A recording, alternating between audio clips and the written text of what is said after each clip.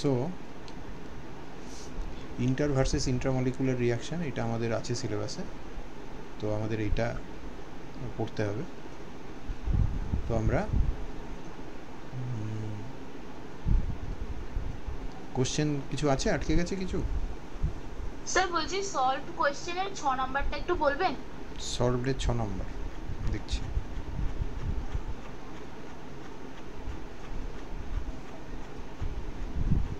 তিন, 4, 5, 6 নম্বর। হ্যাঁ,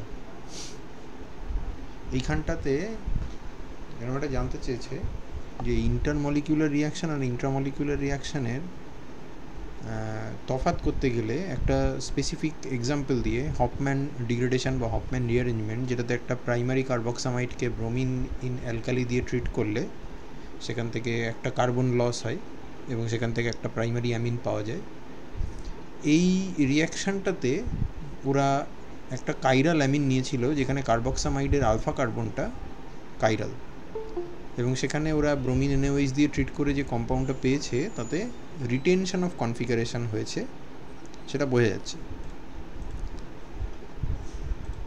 তুমি স্ট্রাকচার দেখে বুঝতে পারছো কি যে রিটেনশন অফ কনফিগারেশন হয়েছে?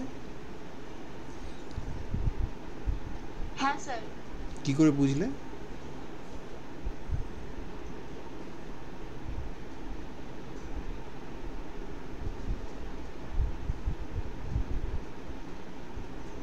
মানে সেটা তুমি বুঝলে কি করে যে রিটেনশন অফ কনফিগারেশন হয়েছে? স্ট্রাকচার দেখে বোঝা যাচ্ছে, কিন্তু তুমি আমাকে বলো যে স্ট্রাকচারের কোন জায়গাটা দেখছি আমরা।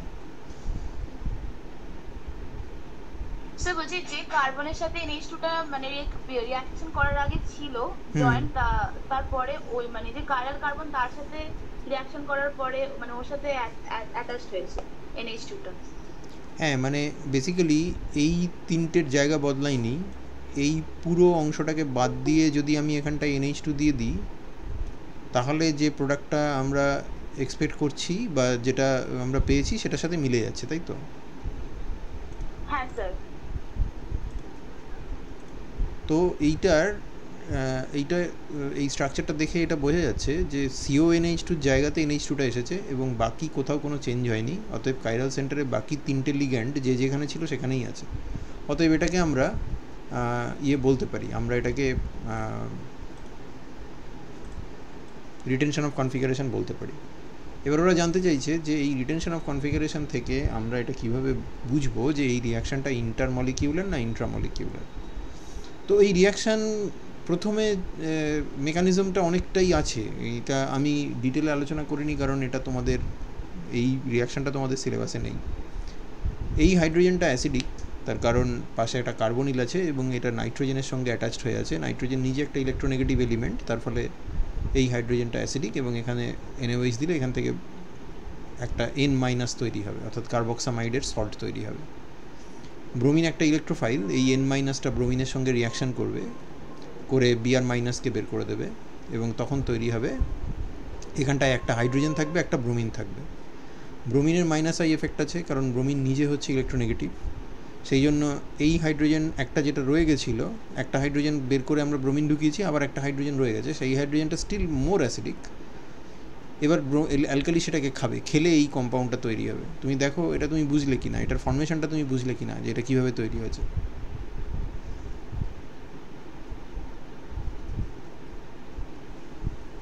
আমি আবার একবার বলে হ্যাঁ দিচ্ছি, স্যার। এই হাইড্রোজেনটাকে খেয়ে তার মধ্যে ব্রোমিন ঢুকলো, ব্রোমিনটা ইলেকট্রোফাইল, তখন কার্বক্সামাইড সল্টটা নিউক্লিওফাইল, তারপরে আবার NaOH এখানে আরেকটা যে হাইড্রোজেন ছিল সেটাকে খাওয়ার পরে এই কম্পাউন্ডটা তৈরি হবে। এবার এই কম্পাউন্ডটা থেকে একটা ইন্টারমিডিয়েট তৈরি হবে যেটার নাম হচ্ছে আইসোসায়ানেট, এবং আইসোসায়ানেট তৈরি হতে গেলে এখানে তিনটে জিনিস আমরা অবজার্ভ করব। একটা হচ্ছে N-Br বন্ডটা ভাঙবে, এটা 1 নম্বর অ্যারো।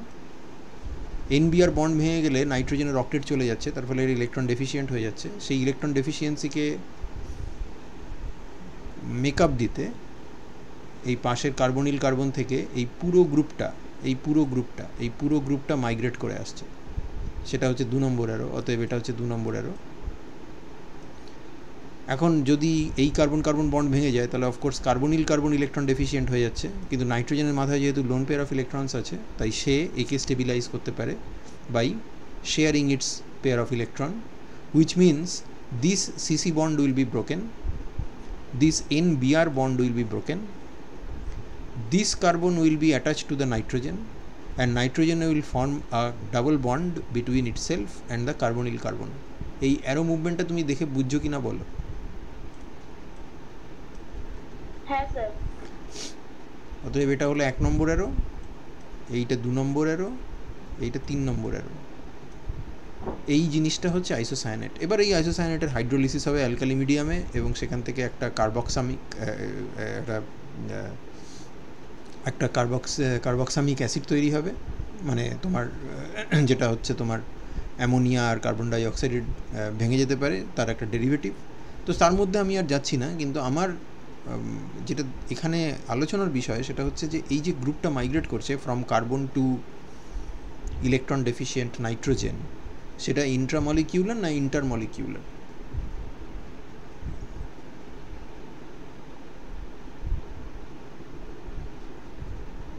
ইন্ট্রামলিকিউলার। হ্যাঁ, এবার ইন্ট্রামলিকুলার যদি হয় তাহলে এই কার্বনটা যে ফেস থেকে এই কার্বনিলের সঙ্গে অ্যাটাচড ছিল, এই নাইট্রোজেনটাও সেই ফেসেই আসবে তো? হ্যাঁ স্যার। তাহলে এই সেন্টারে কনফিগারেশন চেঞ্জ হওয়ার কোনো সুযোগ পাবে কি? না।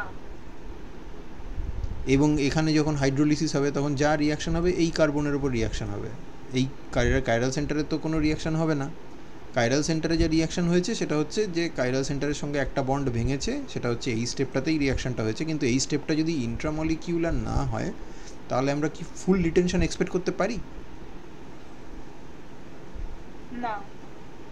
তার মানে আমি যদি এই স্টার্টিং মেটেরিয়াল থেকে শুরু করে কেবলমাত্র এই প্রোডাক্ট পাই, তাহলে কি এইটা প্রমাণ হয় না যে এই রিঅ্যারেঞ্জমেন্ট রিয়াকশনটা স্ট্রিক্টলি ইন্ট্রামলিকিউলার? হ্যাঁ স্যার। এখন দেখো, তুমি এই কথা বলতেই পারো যে আপনি রিঅ্যারেঞ্জমেন্ট রিয়াকশনটাকে ইন্ট্রামলিকিউলার বলছেন, এইখানে যে রিয়াকশনটা হবে এটা তো আর ইন্ট্রামলিকুলার রিয়াকশন নয়, এ তো হাইড্রোক্সাইড বাইরে থেকে অ্যাটাক করবে।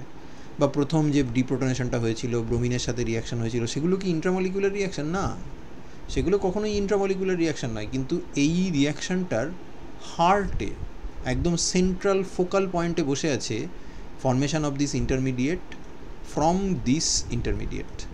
এই আইসোসায়ানেট ইন্টারমিডিয়েটটা যেটা এন ব্রোমো কার্বক্সামাইডের সল্ট থেকে তৈরি হচ্ছে, এই স্টেপটাই হচ্ছে এইটার সব থেকে crucial step, because this is the step where the group migrates from carbonyl carbon to a nitrogen. So rearrangement যা হওয়ার এখানেই হচ্ছে। কিন্তু অতএব আমরা যখন ইন্ট্রামলিকুলার বলছি, we are necessarily looking at that particular step. অন্য স্টেপগুলো ইন্ট্রা কি ইন্টার সেগুলো নিয়ে আমি আদৌ বদার্ড নই। আমি যখন বলি যে হফম্যান রিঅ্যারেঞ্জমেন্ট ইন্ট্রামলিকিউলার, তখন আমি মিন করি যে হফম্যান রিঅ্যারেঞ্জমেন্টে একটা মাইগ্রেশন হয়, সেই মাইগ্রেশনটা হয় from a carbonyl carbon to an adjacent electron deficient nitrogen. তুমি বলতে পারো ইলেকট্রন ডেফিসিয়েন্ট বলছেন কেন, নাইট্রোজেনের মাথায় নেগেটিভ চার্জ আছে যে, তাহলে তো ইলেকট্রন রিচ বলার কথা। অ্যাকচুয়ালি এখানে NBr বন্ডটা যত তাড়াতাড়ি ভাঙবে, এখানে CN বন্ডটা তত তাড়াতাড়ি তৈরি হবে না। তার ফলে ট্রানজিশন স্টেটে এই নাইট্রোজেনের ওপরে অ্যাকচুয়ালি একটা ইলেকট্রন ডেফিসিয়েন্সি থাকবে। কারণ তুমি যদি ধরো যে এটা স্টেপ ওয়াইজ হচ্ছে, অর্থাৎ Br মাইনাস বেরিয়ে গেল, ব্রোমিনটা Br মাইনাস হয়ে বেরোবে, তাহলে নাইট্রোজেনের মাথায় কী চার্জ থাকবে? NBr বন্ড ভেঙে গেল, কিন্তু আর কিছু করলাম না, Br মাইনাস বেরিয়ে গেল, তাহলে নাইট্রোজেনের মাথায় কী চার্জ?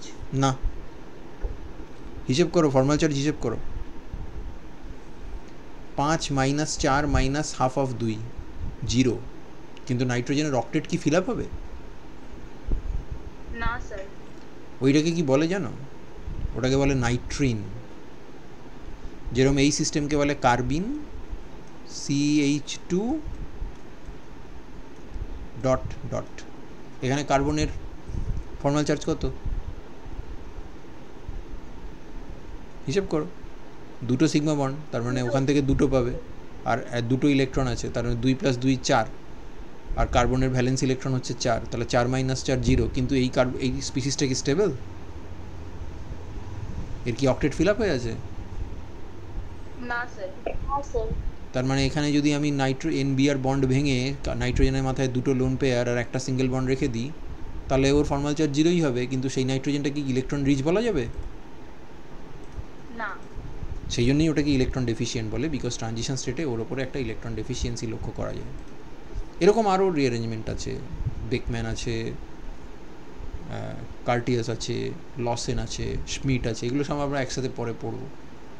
আমি এখানে এই প্রবলেমটা সলভ করেছি এই জন্য যে এই ধরনের রিঅ্যারেঞ্জমেন্ট রিয়াকশানটা ইন্ট্রা না ইন্টার এটা নিয়ে বহু দিন ধরেই কোয়েরি থাকে। সেটা দেখার একটা অন্যতম সহজ পদ্ধতি হচ্ছে যে একটা এনানসিও পিওর স্টার্টিং মেটেরিয়াল নাও যেখানে তোমার মাইগ্রেটিং গ্রুপটা কাইরাল, এবং সেখানে প্রোডাক্টের কাইরালিটি চেক করো। যদি দেখো যে প্রোডাক্টে স্টার্টিং মেটেরিয়ালের কাইরালিটি ফুললি প্রিজার্ভড হয়েছে, অর্থাৎ রিটেনশন অফ কনফিগারেশন হয়েছে, দ্যাট মিনস যে তোমার মাইগ্রেশন স্টেপটা strictly intramolecular, and therefore by convention we call those rearrangements intramolecular reactions. বোঝা গেল কি? হ্যাঁ স্যার। এবার প্রশ্ন হচ্ছে, তুমি জানতে চাইতে পারো যে যদি এটা ইন্ট্রামলিকুলার না হয়ে যদি এটা ইন্টারমলিকুলার হতো তাহলে কী হতো? তাহলে সামহাউ এই পার্টটা ডিট্যাচড হয়ে বেরিয়ে যেত মলিকিউল থেকে, তাই তো? হ্যাঁ হ্যাঁ। এবং যখন আবার রিঅ্যাটাচমেন্ট হতো তখন এই দিক দিয়েও রিঅ্যাটাচমেন্ট হতে পারতো, আবার এই দিক দিয়েও রিঅ্যাটাচমেন্ট হতে পারতো। যদি এই দিক দিয়ে রিঅ্যাটাচমেন্ট হতো তাহলে আমরা কি পেতাম? রিটেনশন পেতাম তো। হ্যাঁ স্যার। আর এই দিক দিয়ে রিঅ্যাটাচমেন্ট হলে আমরা কি পেতাম? Sir inversion. ইনভার্সন হতো। তো এখানে কি আমি একটুও ইনভার্সন পেয়েছি? না স্যার। তাহলে ইন্টারমলিকিউলার পাথওয়ে অপারেট করছে এটা বলার মতো জায়গায় আমরা আছি কি? না। ইন্টারমলিকিউলার যদি অপারেট না করে তাহলে আমাদের হাতে একমাত্র অপশান কি পড়ে থাকে? ইন্ট্রামলিকিউলার। তাহলে রিয়াকশান স্ট্রিক্টলি ইন্ট্রামলিকিউলার। এটার আরও অবভিয়াসলি তুমি আরও নানা রকমভাবে এটাকে ভেরিফাই করতে পারো, কিন্তু এটা ওয়ান অফ দ্য টেকনিক। বোঝা গেল? হ্যাঁ স্যার। ওকে, তারপর আর কারো কোনো এই জায়গাটাতে আর কারো কোনো কিছু বলার আছে সলভ প্রবলেমের মধ্যে?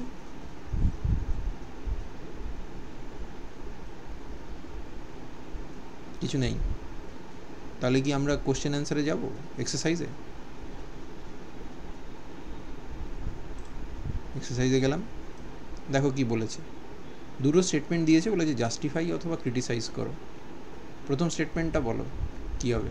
Entropy change of intermolecular reactions is more unfavorable than the corresponding intramolecular variant at least for 3 to 7 membered ring। অর্থাৎ 3 to 7 membered রিংয়ের ক্ষেত্রে যদি তোমার হাতে দুটো অপশান থাকে যে ইন্ট্রামলিকিউলার রিয়াকশান করে রিং ক্লোজ করে ফেলবে, আর তা নাহলে ইন্টারমলিকিউলার রিয়াকশান করে ইভেনচুয়ালি পলিমারাইজেশনের দিকে চলে যাবে, কোনটা হয় অ্যাকচুয়ালি?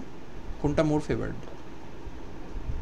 ইন্ট্রামলিকিউলার। হ্যাঁ, তাহলে এখানে তার একটা কারণ দিয়েছে, বলছে entropy change for intermolecular reactions is more unfavourable than the corresponding intramolecular variant. এটা কি ঠিক বলেছে না ভুল বলেছে? ঠিক। ঠিকই আছে, ঠিকই আছে। তার কারণ আমরা একটা গ্রস ওভার সিম্পলিফিকেশান করেছিলাম এখানে, এবং সেটা লিখেও রেখেছি। এখন তোমার লেভেলে এটার এই সিম্পলিফিকেশানটা না করে আমার উপায় নেই, তাই আমি এটাকে ওভার সিম্পলিফিকেশানটা করেছি। আমরা যখন থার্মোডাইনামিক্স আলোচনা করছিলাম, এই দেখো থার্মোডাইনামিক্স যখন আলোচনা করছিলাম, ডেল্টা H0 ইন্টার এবং ডেল্টা H0 ইন্ট্রা তাদেরকে আমি মোটামুটি সিমিলার বলে ধরে নিয়েছি, যদিও এটা গ্রস অ্যাপ্রক্সিমেশন। তাহলে যখন আমি ইন্টারমলিকিউলার ধরবো তখন বেসিক্যালি যেহেতু দুটো মলিকিউল আছে সেখান থেকে যদি দুটো মলিকিউল তৈরি হয় তাহলে ইন্টারমলিকিউলার রিয়াকশানে এন্ট্রপি ক্লোজ টু জিরো ধরতে হবে, এটাও একটা অ্যাপ্রক্সিমেশন। কিন্তু ইন্ট্রামলিকিউলার রিয়াকশান যখন হবে তখন খেয়াল করে দেখো একটা থেকে দুটো তৈরি হচ্ছে, তাহলে সেটা এন্ট্রপি কী হবে? বাড়বে তো? হ্যাঁ স্যার। এন্ট্রপি বাড়বে। তাই সেই হিসেবে এটা ঠিকই আছে যে এই যে কথাটা ওরা বলেছিল, এই যে entropy change for intermolecular reaction is more unfavourable than the corresponding intramolecular variant at least for 3 to 7 membered ring, সেটা ঠিকই আছে। এখন 3 to 7 মেম্বার্ড রিংয়ের জন্য আবার স্পেশাল ব্যাপারটা হচ্ছে কি, যে সেখানে আবার তার পরের স্টেটমেন্টটাকে যদি আমরা একটু দেখি, যে intramolecular reaction leading to medium size ring. Medium size ring মানে হচ্ছে 5 to 7 membered ring. Translational entropy loss is more important than loss of rotational entropy. এখানে এন্ট্রপির লস দুরকমভাবে হতে পারে। একটা হচ্ছে যখন ইন্ট্রামলিকুলার রিয়াকশান হচ্ছে, যেমন ধরো এই রিয়াকশানটা ইন্ট্রামলিকুলার, এটা একটা ইন্ট্রামলিকুলার রিয়াকশান, একটা ল্যাকটোন ফর্মেশন, এখান থেকে জল বেরিয়ে যাচ্ছে কার্বক্সিলিক অ্যাসিড আর অ্যালকোহলের রিয়াকশানে। সেখানে এই যে সিঙ্গেল বন্ডগুলো আছে, এই সিঙ্গেল বন্ডগুলোর ডিফারেন্ট ওরিয়েন্টেশনে মলিকিউলটাকে রাখতে পারে, বাট একটা পার্টিকুলার ওরিয়েন্টেশনে না এলে রিয়াকশানটা হবে না। তাহলে সেই ওরিয়েন্টেশনে আসতে গেলে কিছু এন্ট্রপি তো স্যাক্রিফাইস করতে হবে। সেই এন্ট্রপিটা হচ্ছে রোটেশনাল এন্ট্রপি বা কনফরমেশনাল এন্ট্রপি, যে এন্ট্রপি এই সিঙ্গেল বন্ডের রেসপেক্টে বিভিন্ন কনফরমেশন থেকে আমরা সেই এন্ট্রপিটা পাই। কিন্তু ইচ্ছে মতো রোটেশন করলে হবে না, একটা পার্টিকুলার ফর্মে এসে তবেই রিয়াকশানটা করতে হবে, সেই জন্য রোটেশনাল এন্ট্রপি লস করতে হলো। হাউএভার তুমি যদি এইরকম একটা মলিকিউলের সাথে আরেকটা মলিকিউলের কার্বক্সিলিক অ্যাসিডের রিয়াকশান করতে যাও, তাহলে তখনও তোমাকে এন্ট্রপি লস করতে হবে। এবং সেই এন্ট্রপি লসটা হচ্ছে কী ধরনের লস? সেটা হচ্ছে ট্রান্সলেশনাল এন্ট্রপি। তার কারণ এই মলিকিউলটা নিজের ইচ্ছে মতো ঘুরছিল, ওই সেকেন্ড মলিকিউলটাও নিজের ইচ্ছে মতো ঘুরছিল, কিন্তু এইবার তারা যখন তাদেরকে তুমি রিয়াকশান করিয়ে ফেলছো, তখন তারা নিজেদের মতো ইচ্ছে মতো আর ঘুরতে পারছে না। যখন সাইক্লাইজেশন হয়ে গেছে, তখন এই সিঙ্গেল বন্ড বরাবর ঘোরার স্বাধীনতা চলে গেছে, অর্থাৎ রোটেশনাল এন্ট্রপি লস হয়েছে। কিন্তু যখন তুমি ডাইমেরাইজেশন করেছো, তখন সেটা সাইক্লিক কম্পাউন্ড নয়, অতএব সিঙ্গেল বন্ডের রেসপেক্টে সে স্টিল ঘুরতে পারে। হাউএভার দুটো মলিকিউল ইন্ডিপেন্ডেন্টলি যতটা ঘুরতে পারছিল, এখন কিন্তু সেটা আর ঘুরতে পারবে না। তার ফলে তার ট্রান্সলেশনাল এন্ট্রপি প্রচুর লস হবে।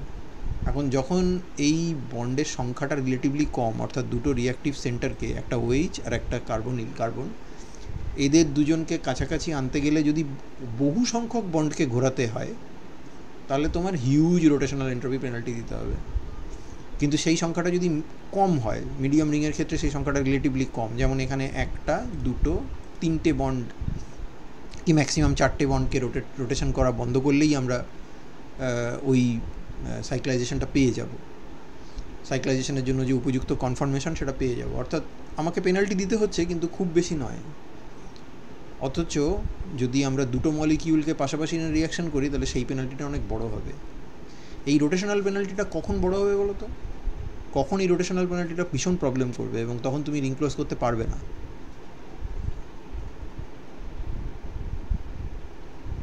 কখন হবে সেটা? লার্জ সাইজ রিং এর ক্ষেত্রে।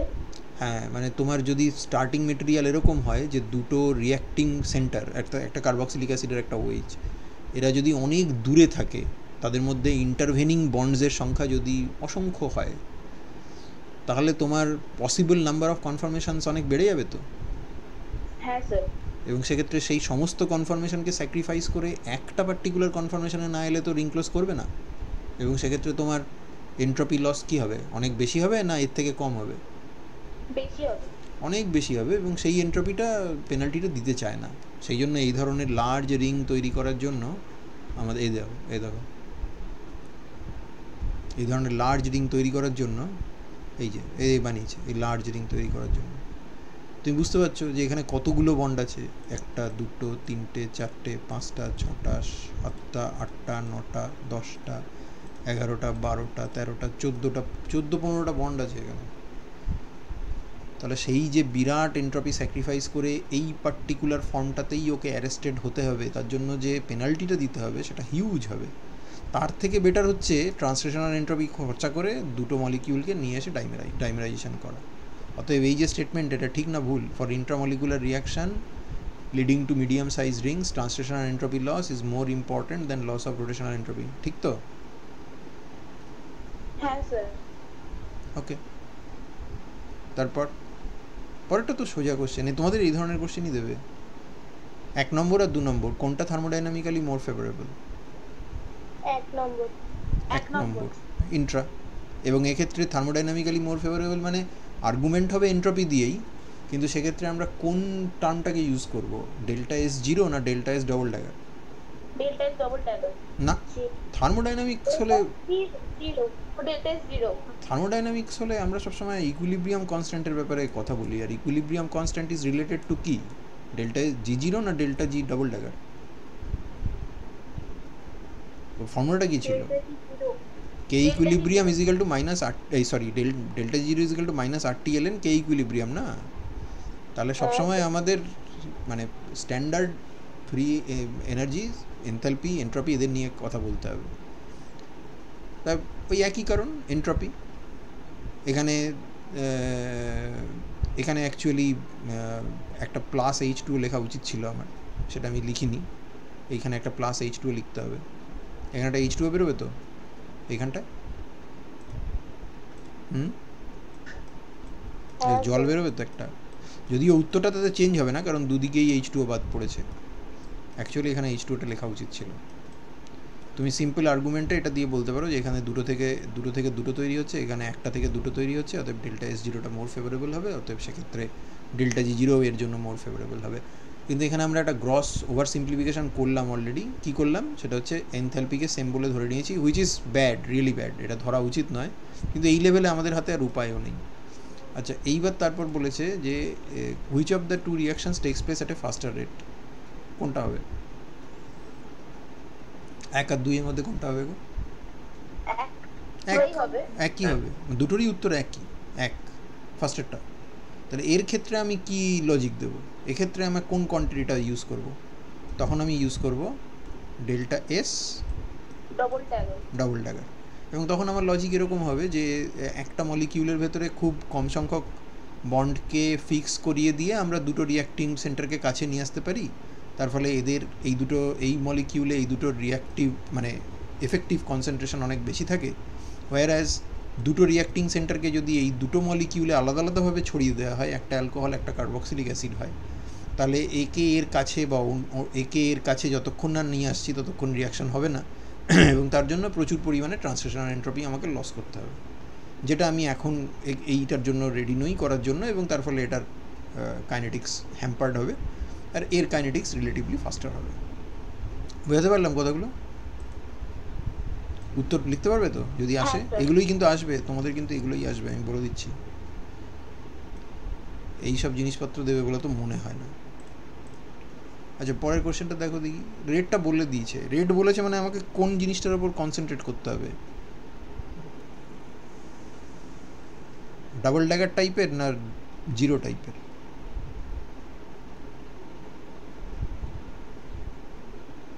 মানে আমি এন্ট্রপি দিয়েই যদি বলি তাহলে কি ডেল্টা S0 দিয়ে বলবো না ডেল্টা S ডাবল ড্যাগার দিয়ে বলবো?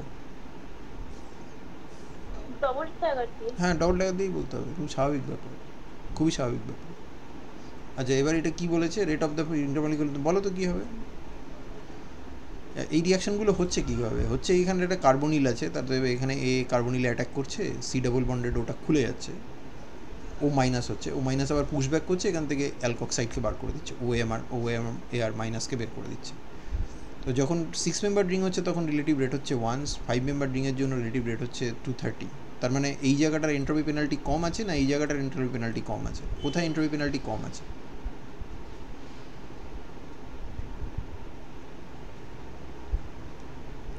সিম্পল হিসেব করো যে এখানে কতগুলো বন্ডকে তোমার রেস্ট্রিক্ট করতে হবে। এখানে 1 2 3 4টে বন্ডকে রেস্ট্রিক্ট করতে হবে। এখানে কটা বন্ডকে রেস্ট্রিক্ট করতে হবে? 1 2 3টে। তাহলে এন্ট্রপির পেনাল্টি কোথায় বেশি দিতে হবে? 6 মেম্বার রিংয়ের জন্য না 5 মেম্বারের জন্য? 6 মেম্বার রিংয়ের জন্য। তো এন্ট্রপি পেনাল্টি কি দিতে চায় না না দিতে পারলেই ভালো?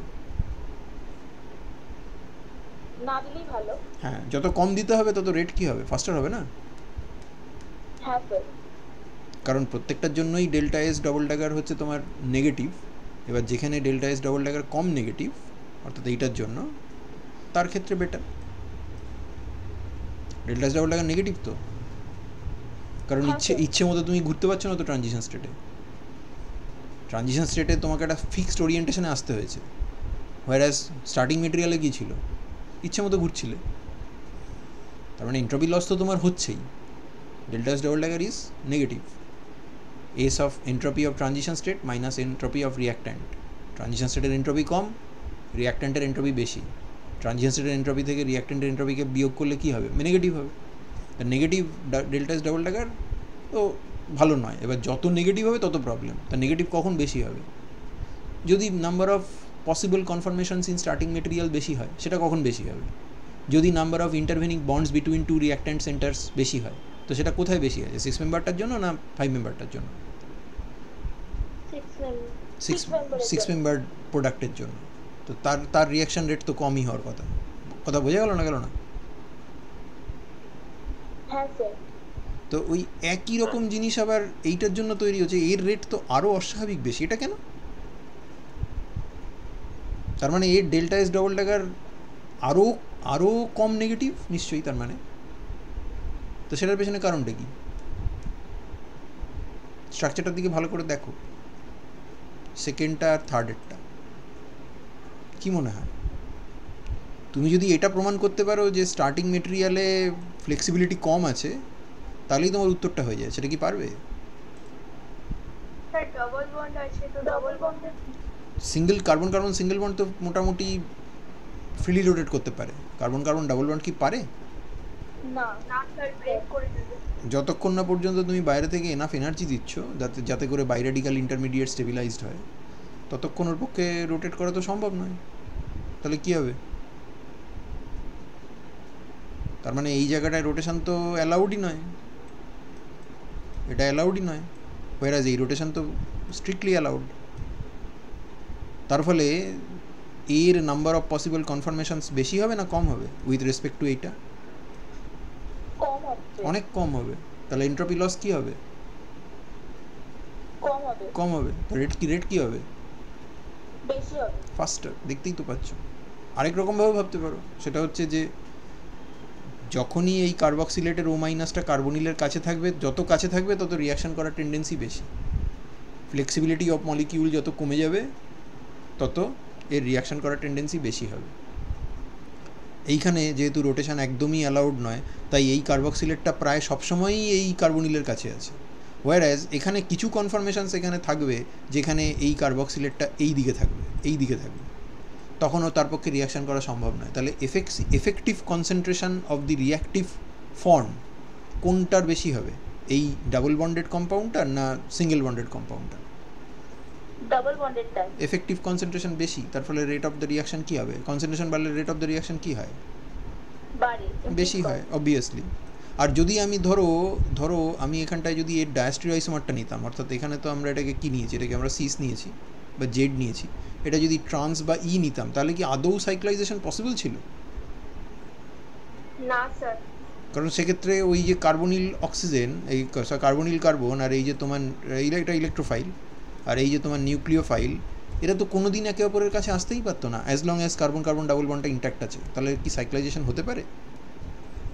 না স্যার, হবে না। স্যার বোঝা গেল?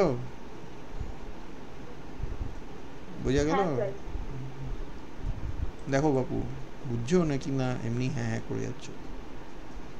বুঝছো? হ্যাঁ স্যার। আচ্ছা, তাই যদি হয় তাহলে এটা এক্সপ্লেন করো তো। এটা তো একই জিনিস নাকি না আলাদা?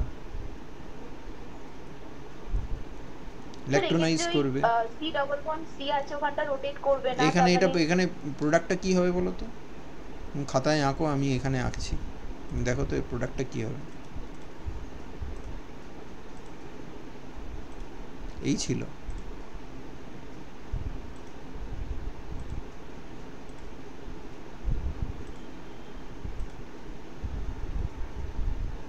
এটা OH, এটা COH, এই ছিল তো? হ্যাঁ, তাহলে এখানে যে সাইক্লাইজেশনের ফলে যে রিংটা তৈরি হবে তার রিং সাইজটা কত হবে বলো? কত হবে?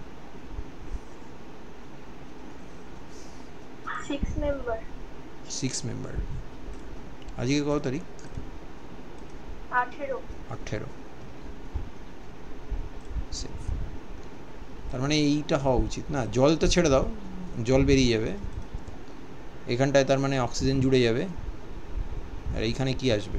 ল্যাকটোন তো, তাহলে এটা তৈরি হবে। হলো? আর একটা তোমাকে এইটা দিয়েছে,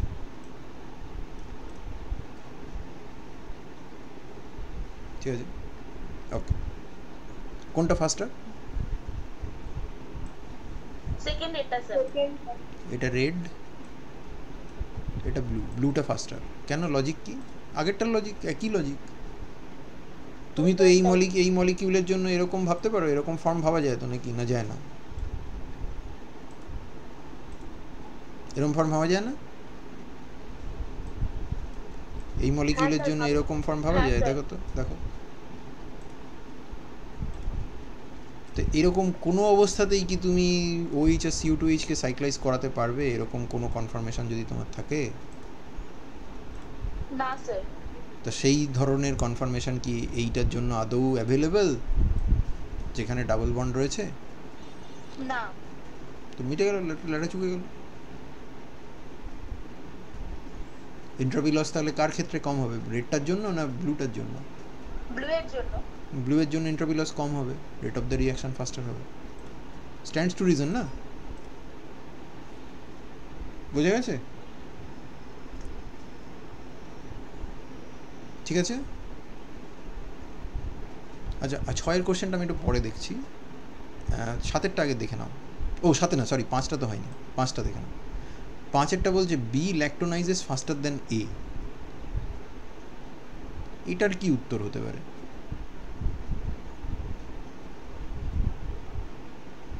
এটা এইভাবে ভাবো যে তোমার কাছে একটা রিয়াকশান আছে, হ্যাঁ, তুমি রিয়াকশানের রেটটা ইমপ্রুভ করতে আগ্রহী। রিয়াকশানের রেট ইমপ্রুভ করতে গেলে আমাকে কি করতে হয়? অ্যাক্টিভেশন এনার্জি কি করতে হয়? কমাতে হবে না বাড়াতে হবে? কমাতে হয়। কমাতে হবে। অ্যাক্টিভেশন এনার্জির মানে ডিফিনেশনটা কী গো? মানে গোদা বাংলায় অ্যাক্টিভেশন এনার্জির ডেফিনেশনটা কি? এনার্জি ডিফারেন্স বিটুইন যে মিনিমাম এনার্জি নিলে কোনো রিঅ্যাকশন প্রসিড হয়। Makes no sense to me. মানে কোন কোন জিনিসের মধ্যে difference? Energy difference between what and what? Reactant আর ট্রানজিশন স্টেট। আচ্ছা, কোনো কারণে যদি রিঅ্যাক্ট্যান্টটা ডিস্টেবিলাইজড হয়ে যায় তাহলে অ্যাক্টিভেশন এনার্জি কি হবে, বাড়বে না কমবে? কমে যায়। রেট অফ দ্য রিয়াকশন কি হবে? বেড়ে যায়। ফাস্টার বেড়ে হবে। যায়। এইবার এই প্রিন্সিপাল থেকে এই 5 নম্বরটার উত্তরটা করার চেষ্টা করো তো।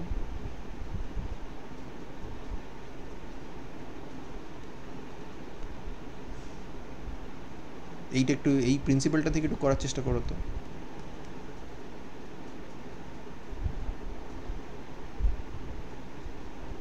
প্রথম যে মলিকিউলটা আছে এ আর সেকেন্ড যে মলিকিউলটা আছে বি, কোনটা স্টেরিক্যালি মোর আনকমফোর্টেবল বলে তোমার মনে হয়? বিটা। বিটা। তাহলে বি এর এনার্জি এর থেকে ওপরে হবে না নিচে হবে? উপরে হবে। ওপরে হবে। তাহলে অ্যাক্টিভেশন এনার্জি কার কম হওয়ার কথা? বি এর। যদি তুমি ধরে নাও যে তাদের ট্রানজিশন স্টেটটা খুব ওয়াইডলি ডিফারেন্ট নয়। এবং এখানে একটা জিনিস বলার আছে, সেটা হচ্ছে যখন তুমি স্টার্টিং মেটেরিয়ালটা নিয়েছো তখন তাদের মধ্যে যথেষ্ট পরিমাণে কেওটিক সিচুয়েশান, এইরকম একটা কিছু আছে তো তোমার কাছে?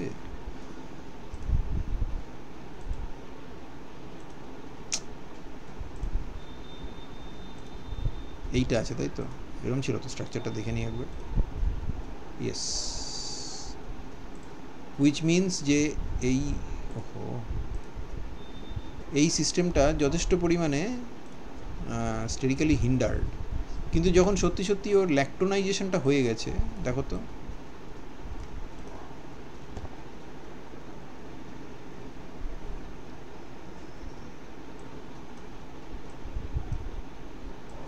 এখানে স্টেরিক হিন্ড্রেন্স কি আগের মতোই আছে বলে মনে হয় তোমার? এই জায়গাটাতে কিন্তু ফুল স্টেরিক হিন্ড্রেন্স ছিল OH আর CO2H এর মধ্যে, সেটা কি এখন আছে না চলে গেছে? চলে গেছে। তার মানে প্রোডাক্টে রিলিফ হয়েছে, তাই না? প্রোডাক্টে রিলিফ হয়েছে এবং ট্রানজিশন স্টেটে তার মানে স্টেরিক ক্রাউডিং রিলিফ হচ্ছে।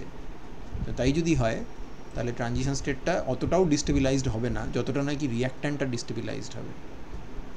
তাহলে আমি হাইপোথেটিক্যালি তোমাকে একবার একটু বোঝাই যে যদিও রিয়াকশানটা মাল্টি স্টেপ, কিন্তু আমি এটাকে একটা সিঙ্গল স্টেপ রিয়াকশান বলে ট্রিট করতে পারি। যদি ধরো একটা স্টার্টিং মেটেরিয়াল এরম জায়গায় থাকে, এরম জায়গায় আছে, আর তার ট্রানজিশন স্টেট আছে এরকম জায়গায়, maybe this is the thing which is a, ঠিক আছে? এবং এটা অফকোর্স তার ট্রানজিশন স্টেট, তাহলে আমি এটাকে TSA বলে বলতে পারি। এবার TSB, বির জন্য ট্রানজিশন স্টেটটা ওপরে, কিন্তু অতটাও ওপরে নয় যতটা নাকি তুমি ভাবছো, বিকজ ট্রানজিশন স্টেটে স্টেরিক ক্রাউডিং অ্যাকচুয়ালি কমে যাচ্ছে। হাউএভার বিটা অনেকটা ওপরে, বিটা এর রেসপেক্টে অনেকটা ওপরে, অনেকটা ওপরে। আমি এক্সাগারেট করেই আঁকলাম তোমাকে বোঝানোর জন্য এই বি। তাহলে এর অ্যাক্টিভেশন এনার্জিটা কত? এতটা না? হ্যাঁ স্যার। আর বির অ্যাক্টিভেশন এনার্জিটা কত?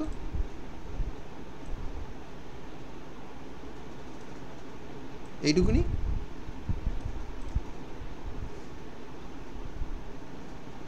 ঠিক আছে না ঠিক নেই? হ্যাঁ স্যার। হ্যাঁ স্যার।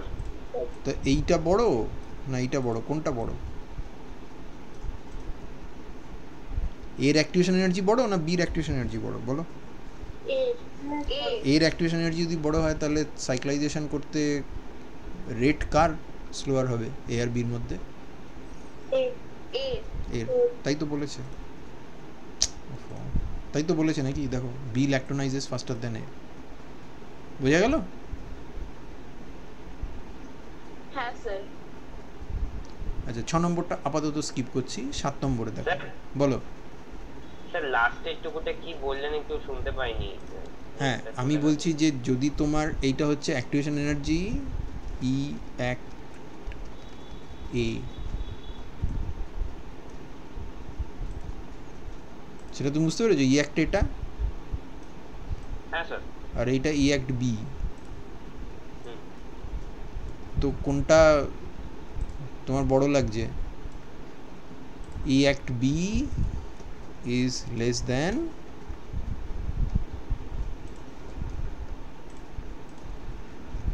E act A. তাহলে কে রিয়াকশন ফাস্টার করবে? বি করবে না? হ্যাঁ।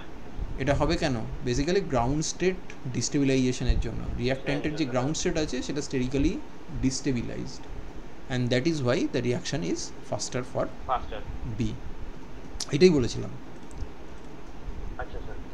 আচ্ছা ক্রস ওভারটা আপাতত থাকুক, আমরা এটা দেখি। For explain why for small and medium size rings the intramolecular reactions are more favourable than the corresponding intermolecular reactions. এখানে দেখো মোর ফেভারেবল বলতে কাইনেটিক্যালি থার্মোডাইনামিক্যালি কিছু বলেনি, তো দুটো অ্যাসপেক্টই তোমাকে বলতে হবে, তুমি এন্ট্রপি দিয়ে বলবে। কেন মোর ফেভারেবল সেটা নিয়ে কোনো সমস্যা আছে কি? ইন্ট্রাটা কেন মোর ফেভারেবল ইন্টারমলিকুলারের থেকে? ফর স্মল এবং medium size ring, small medium মানে হচ্ছে 3, 4, 5, 6, 7 এই অবধি আর কি মোটামুটি। এটা নিয়ে কারো প্রবলেম নেই তো? Entropy favourable. না স্যার। তারপরে বলছে but the case is opposite for large rings. 10 member রিংয়ের জন্য উল্টো। কেন? তার কারণ গল্পটা হচ্ছে যে সেখানে তোমার দুটো রিয়াকশান সেন্টারকে কাছে নিয়ে আসাটাই খুব কঠিন ব্যাপার। থার্মোডাইনামিক্যালি যদি দেখো তাহলে সেখানে রিংয়ের ভেতরে নানা রকমের ট্রান্সঅ্যানুলার স্ট্রেন বা ইত্যাদি তৈরি হয়ে যায়, যার ফলে রিংটা ডিস্টেবিলাইজড হয়ে যায়। আর কাইনেটিক্যালি যদি দেখো তাহলে দুটো রিয়াকশান সেন্টারকে কাছে আনতে গেলে যতগুলো ইন্টারভেনিং বন্ড আছে তাদের প্রত্যেকের রোটেশন ফ্রিজ করে দিতে হবে, এবং তার জন্য তোমাকে একটা হিউজ এন্ট্রপি পেনাল্টি দিতে হবে। সেটা কী ধরনের এন্ট্রপি পেনাল্টি? রোটেশনাল এন্ট্রপি না ট্রান্সলেশনাল এন্ট্রপি? কী ধরনের এন্ট্রপি পেনাল্টি? Rotational penalty. সেটা তুমি দিতে পারবে না, সিম্পল। 6, 7 মেম্বার অবধি ওটা দেওয়া যায়, তারপরে ওটার এতটাই করে এতটাই বেড়ে যায় যে তার থেকে বেটার হচ্ছে দুটো মলিকিউলের ট্রান্সলেশনাল এন্ট্রপি স্যাক্রিফাইস করো এবং তাদেরকে কাছাকাছি এনে ইন্ট্রামলিকিউলার রিয়াকশন করিয়ে দাও, ইন্টারমলিকুলার রিয়াকশন করিয়ে দাও, ডাইমেরাইজেশন করিয়ে দাও। এটা নিয়ে কারো কোনো সমস্যা আছে? না স্যার। ওকে, তাহলে তারপরের কোশ্চেনটা। হ্যাঁ বলো। স্যার বলছি আপনার মানে 2 থেকে 6 এর মধ্যে যে ইনক্রিজটা হয় কম্পেয়ার টু দ্যাট 7 থেকে 10 এর মধ্যে ইনক্রিজটা হঠাৎ এত বেশি কেন এরকম বললেন? 7 থেকে 10 এর মধ্যে ইনক্রিজ বেশি, তার কারণ তোমার নাম্বার অফ ইন্টারভেনিং বন্ডসটা প্রচুর পরিমাণে বেড়ে যাচ্ছে, এবং সেক্ষেত্রে ওই যে অ্যাপ্রক্সিমেশনটা আমরা করেছিলাম যে ডেল্টা এইচ ডবল ড্যাগার দুটো ক্ষেত্রে সেম থাকবে, সেটা অ্যাকচুয়ালি সেম থাকে না। সেম থাকে না এই জন্য যে যখনই তুমি 8 মেম্বার, 9 মেম্বার, 10 মেম্বার রিংয়ে যাবে তখন একদম নতুন ধরনের স্ট্রেন উপস্থিত হয়। সেটা হচ্ছে একটা একটা সেন্টারের সাথে আরেকটা রিমোট সেন্টারের থ্রু দ্য রিংয়ের ভেতরে যে স্পেসটা আছে থ্রু দ্যাট স্পেস তাদের ঝামেলা হয়, এবং সেই ঝামেলাকে বলে ট্রান্সঅ্যানুলার ইন্টারাকশান, এবং সেই ইন্টারাকশানগুলো রিংটাকে ডিস্টেবিলাইজ করে দেয়, ট্রানজিশন স্টেটটাকে ডিস্টেবিলাইজ করে দেয়। তার ফলে শুধু এন্ট্রপির নামে আমরা বিল কেটে যাচ্ছি, তার কারণ আমাদের এখানে আর কিছু আমাদের বলার নেই সেই জন্য। কিন্তু অ্যাকচুয়ালি এনথ্যালপির নামেও বলা উচিত, বাট সেটা বলতে গেলে আমাদের রিংয়ের সাইজ এবং রিংয়ের সাইজের সাথে তার শেপের ব্যাপারে সম্যক আইডিয়া থাকা দরকার, যেটা এই মুহূর্তে আমাদেরকে দেওয়া সম্ভব নয়। ফলে আমরা একটু সিম্পলিফাইড ওয়েতে একটা কোথাও তো ব্যালেন্সটা টিপ করবে, মানে তুমি এন্ট্রপির পেনাল্টি ধরো দু জায়গাতেই দিয়ে যাচ্ছিলে, এক জায়গাতে হচ্ছে ট্রান্সলেশনাল এন্ট্রপির পেনাল্টি দিচ্ছিলে, আর এক জায়গাতে তুমি রোটেশনাল এন্ট্রপির পেনাল্টি দিচ্ছিলে। এবার ট্রান্সলেশনাল এন্ট্রপির পেনাল্টিটা মোটামুটি constant, 3 member ring versus inter, 4 member ring versus inter, 5 member ring versus inter, 6 member versus inter, 7 versus inter, 8 versus inter. এই জায়গাগুলোতে আমরা যদি ধরে নিই যে ট্রান্সলেশনাল এন্ট্রপির পেনাল্টি মোটামুটি একই জায়গায় রয়েছে, সেগুলো খুব বেশি তফাৎ হচ্ছে না একটা থেকে আরেকটা। কিন্তু যখন তুমি রোটেশনালের কথা বলছো তখন 3, 4, 5, 6, 7 অবধি প্রবাবলি ঠিক আছে, কিন্তু 8 মেম্বারে গিয়ে তখন ওটা এতটাই বেশি হয়ে যায় যে তখন আর ওটা দিতে পারে না। মানে একটা হচ্ছে ক্রমাগত বাড়ছে সিরিজে, সেটা হচ্ছে কনফার্মেশনাল বা ট্রান্সলেশনাল এন্ট্রপির পেনাল্টি, আরেকটা মোটামুটি একই জায়গায় আছে। তার ফলে কোথাও একটা তোমার ক্রস হয়ে যাবে, এবং যখন সেটা ক্রস হয়ে যাবে মানে এরকমভাবে ভাবতে পারো যে যদি আমরা ধরে নিই যে এটা একটা খুবই হলো, মানে খুবই সিম্পলিফাইড হতে, এইটাকে যদি আমরা ধরি যে রিং সাইজ বাড়ছে তার সাথে সাথে আমার এন্ট্রপির পেনাল্টি, ট্রান্সলেশনাল এন্ট্রপির পেনাল্টি দেখো চেঞ্জ হচ্ছে না। তুমি এই জায়গাটাতে যদি রিং সাইজ প্লট করো, সাপোজ এই জায়গাটা তুমি রিং সাইজ প্লট করলে, ঠিক আছে, কোথায় প্লট করছে বলো তো রিং সাইজ, বলো দেখি কোথায় প্লট করছে রিং সাইজ, এক্সে না ওয়াইয়ে?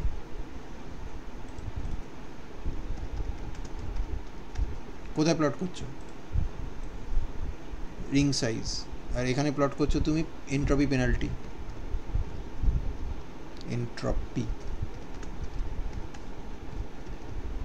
Entropy penalty. তো কী দাঁড়ালো তাহলে এটা? এইটা যদি আমি বলি এইটা হচ্ছে আমার ট্রান্সলেশনাল এন্ট্রপি পেনাল্টি, অ্যাপ্রক্সিমেটলি বলছি ট্রান্সলেশনাল এন্ট্রপি পেনাল্টি। দেখো রিং সাইজ বাড়ার সাথে সাথে কি খুব একটা চেঞ্জ হচ্ছে না। কিন্তু যদি আমি রোটেশনাল এন্ট্রপি পেনাল্টি বলি, তো rotational entropy penalty definitely change হবে, কারণ দুটো রিয়াকশন সেন্টারের মধ্যে যদি 3 মেম্বার রিং ক্লোজ করি তাহলে যে কটা বন্ড আছে, আর একটা 10 মেম্বার রিং ক্লোজ করলে কি বন্ডের সংখ্যা একই থাকবে?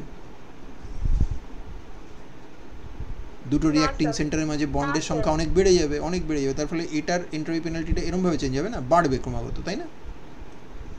হ্যাঁ স্যার। তার মানে একটা কোথাও তোমার তো দেখতে পাচ্ছ কোথাও একটা সুইচ ওভার হয়ে গেল।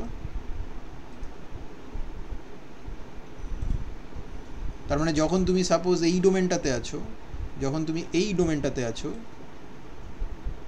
তখন ইট ইজ বেটার যে তুমি রোটেশনাল এন্ট্রপির পেনাল্টি দিয়ে দাও, ট্রান্সলেশনাল এন্ট্রপির পেনাল্টি দিও না। কিন্তু যখন তুমি এই ডোমেনটাতে চলে গেছো তখন কোনটা বেটার? ট্রান্সলেশনালটা। তখন ট্রান্সলেশনাল দেওয়াটা বেটার। অর্থাৎ এই জায়গাটাতে তখন এটার গায়ে লিখে দিই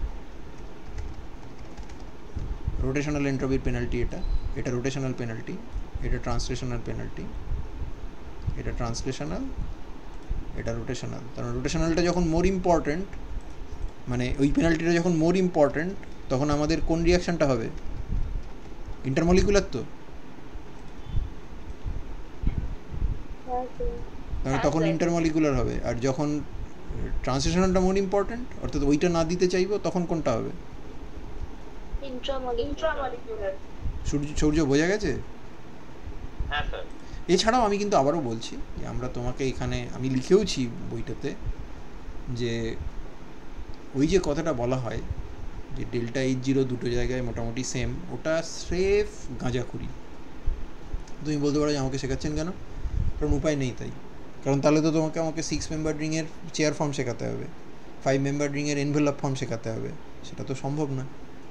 তুমি যখন আরও বড় হয়ে, আরও ম্যাচিওর্ড হয়ে, আরও অ্যাডভান্স লেভেলে গিয়ে এগুলো যখন রিংয়ের সাইজটা পড়বে, তখন এই টপিকটাকে রিভিজিট করো, it will make probably more sense.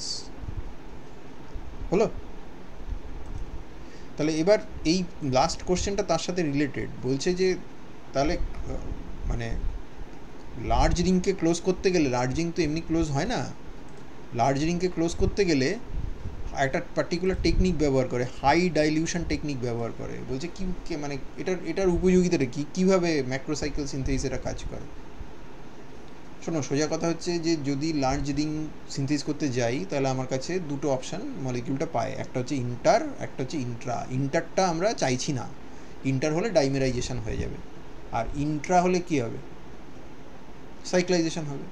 এবার মলিকিউলকে তুমি যদি এনাফ টাইম একলা আলাদাভাবে আইসোলেটেড অবস্থায় রাখতে পারো তাহলে মলিকিউল ইভেনচুয়ালি সাইক্লাইজেশন করবে, রেটটা স্লো হলেও ইভেনচুয়ালি করবে, কিন্তু তার জন্য তোমাকে এনশিওর করতে হবে যাতে মলিকিউলটা অন্য আরেকটা মলিকিউলের ধারে কাছে ঘেঁষতে না পারে। তা মলিকিউলদের মধ্যে মানে কনসেন্ট্রেশন, সলিউশনের কনসেন্ট্রেশন বাড়ালে মলিকিউলরা কাছাকাছি আসে নাকি কনসেন্ট্রেশন কমালে কাছাকাছি আসে? কনসেন্ট্রেশন বাড়ালে। হ্যাঁ, তার মানে আমি যদি কনসেন্ট্রেশনের উল্টোটা ভাবি, ডাইলিউশন ভাবি, তার মানে আমি যদি কোনো একটা সুপার ডাইলিউট সলিউশন নিই তাহলে একটা মলিকিউলের আর একটা মলিকিউলকে দেখতে পাওয়ার প্রবাবিলিটি বেশি হবে না কম হবে? কম হবে। তো ওইটাই হাই ডাইলিউশন টেকনিক। অটোমেটিক্যালি একটা সিস্টেম রেডি করা হয়।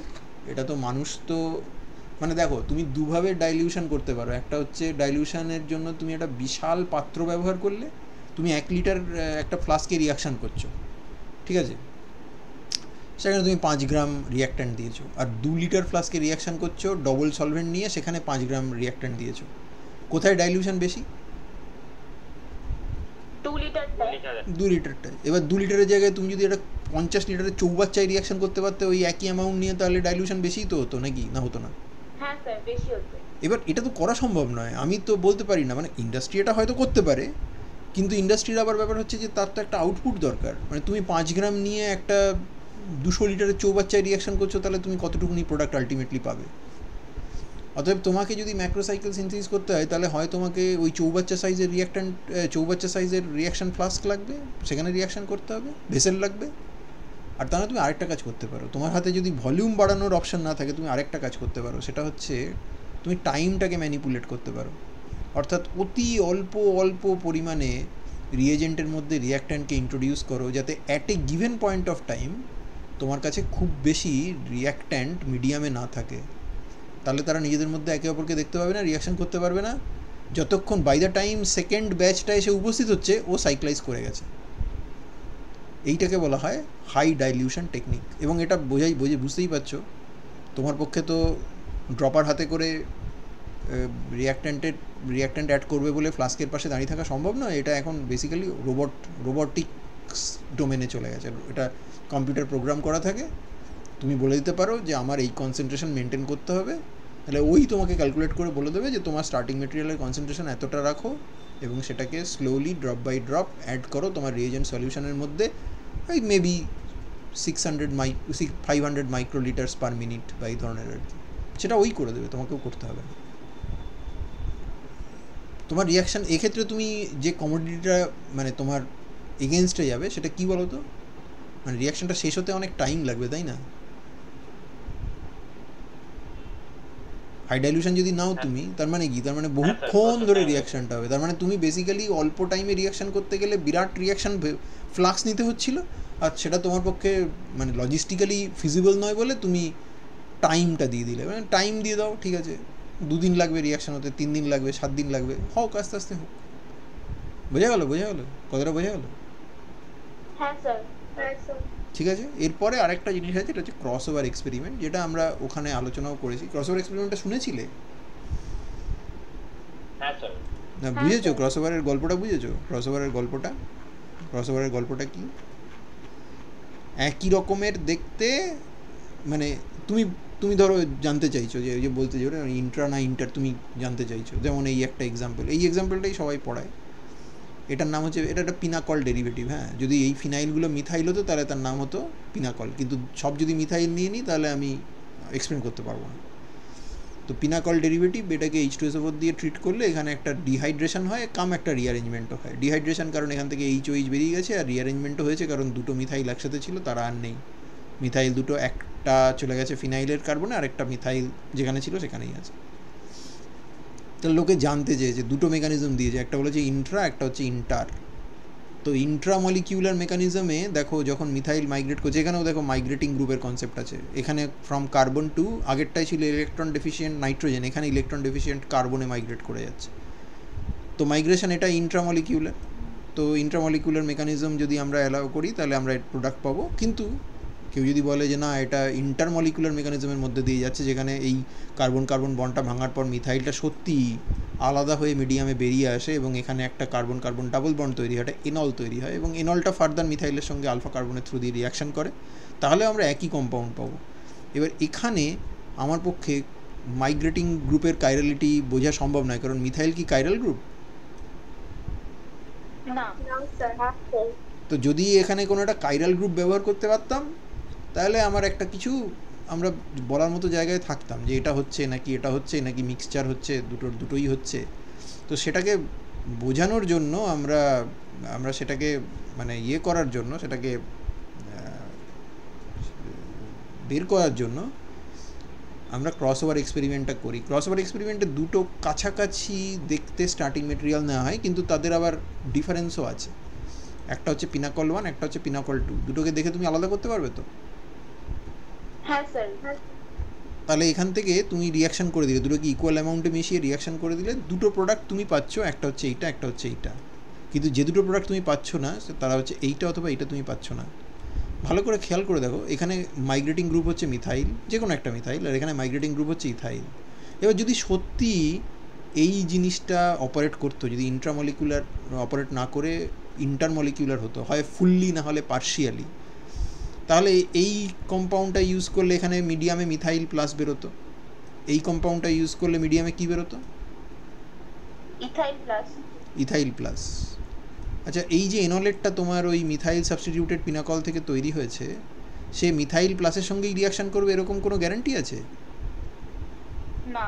ইথাইল প্লাসও তো একটা কার্বোক্যাটায়ন এবং ভ্যালিড ইলেকট্রোফাইল, তাহলে ইথাইল প্লাসের সঙ্গে রিয়াকশন করতে পারে। আর যদি ইথাইল প্লাসের সঙ্গে রিয়াকশন করে তাহলে এই প্রোডাক্টটা হওয়ার কথা ছিল না? হ্যাঁ স্যার। সিমিলারলি এইটা থেকে যে এনলেটটা তৈরি হবে বা এনলটা তৈরি হবে, সেখানে আমাদের কার্বনিল কার্বনে থাকবে ইথাইল। সে যেরকম ইথাইল প্লাসের সঙ্গে রিয়াকশন করে এটা তৈরি করতে পারে, তেমনই মিথাইল প্লাসের সাথে রিয়াকশন করে এটা তৈরি করতে পারার কথা। এদেরকে বলা হয় ক্রস প্রোডাক্ট। এগুলো তৈরি হচ্ছে না। এগুলো তৈরি হচ্ছে না মানে আমরা কি ঘুরিয়ে বলতে পারি না যে মিডিয়ামে কোনো ফ্রি ইথাইল প্লাস বা মিথাইল প্লাস নেই?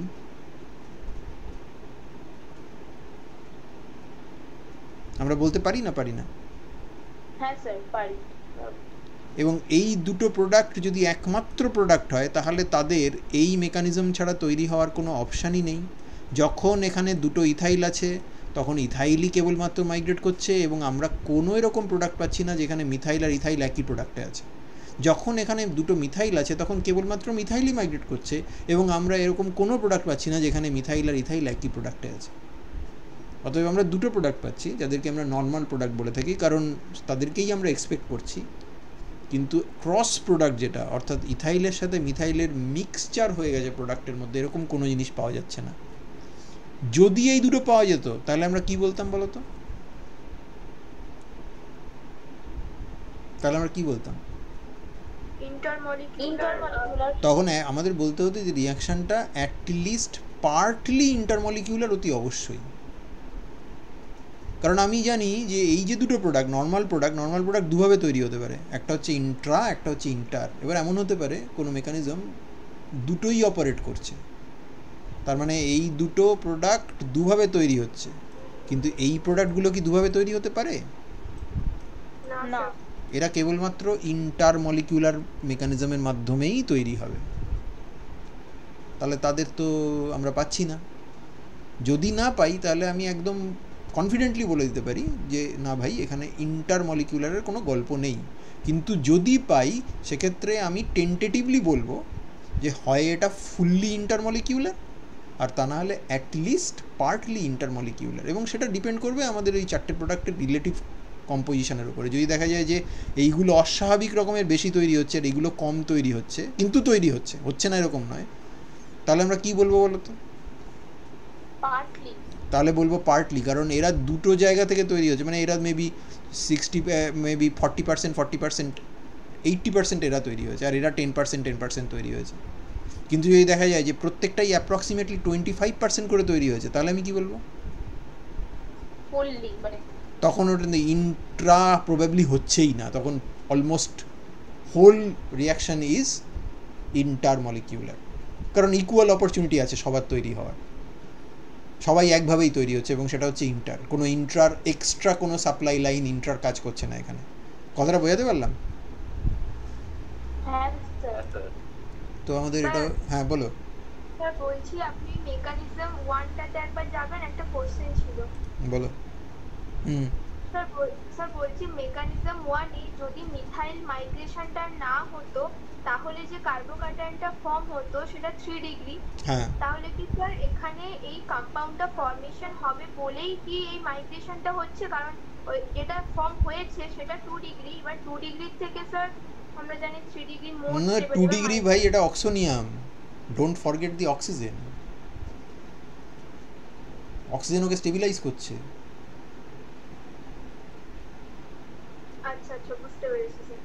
তুমি যদি বলো যে বেনজাইলিক, তাও তাহলে একটা মানে আছে, কিন্তু driving force of the reaction কি বলো তো? এই রিয়াকশনের ড্রাইভিং ফোর্সটা কি?